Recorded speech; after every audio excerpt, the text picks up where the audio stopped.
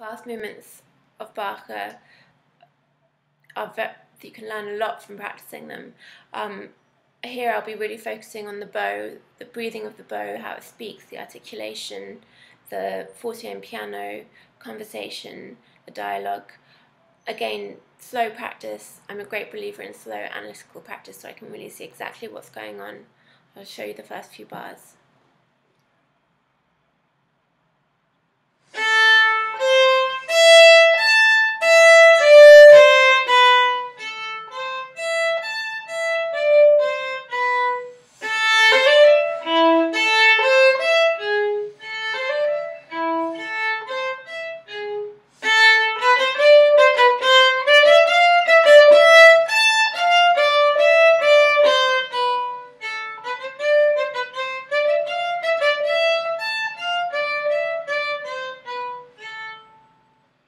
So bow distribution, bow speed, timing, of course, intonation is always a key factor. Constantly listening for all those things, commenting to myself, things I'm not happy with, trying to adjust.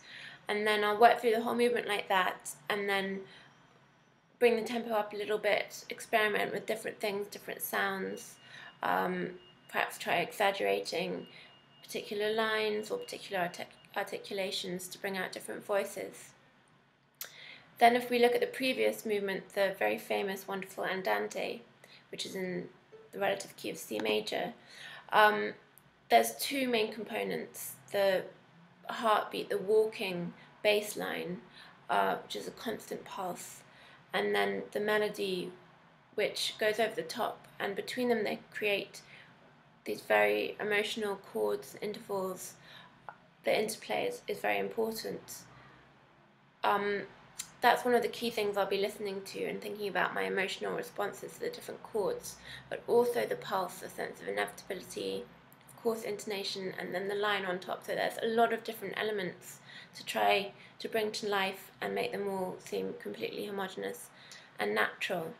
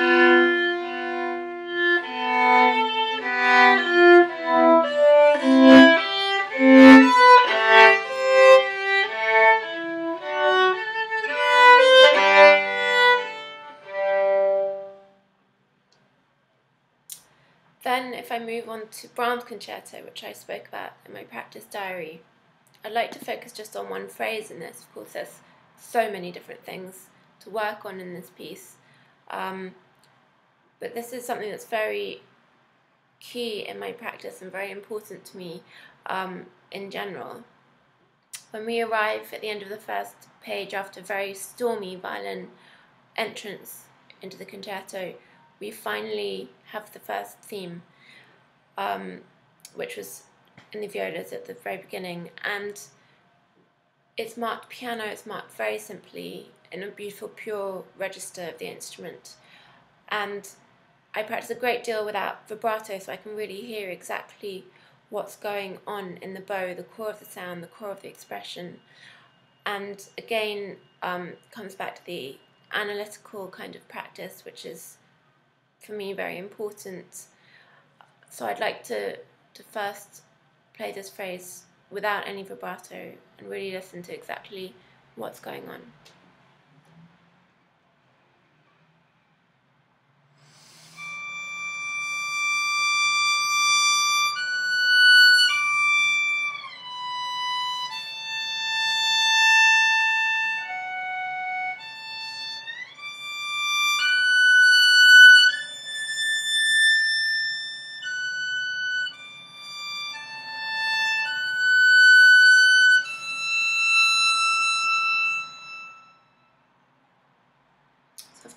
actually going to play it that slowly in concert, but that allows me to really analyze. I felt my bow distribution, bow speed wasn't quite right to create the phrase, so I would think about that, repeating it, trying to have a more natural line, like somebody speaking. Then I would start to add vibrato and try and find the sound that I have in my head. That's always the thing for me, trying to reach the ideal that I have imagined. So I think it can be quite simple here. Later Brahms develops the phrase, becomes more expressive. He writes dolce, espressivo, more complex. But here, first statement.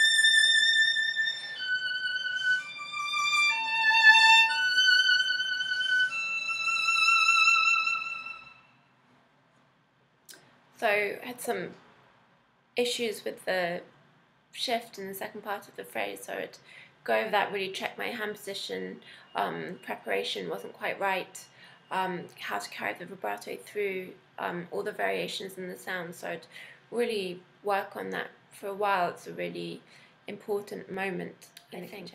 So I hope this gives you a bit of insight into how I practice. Thank you very much.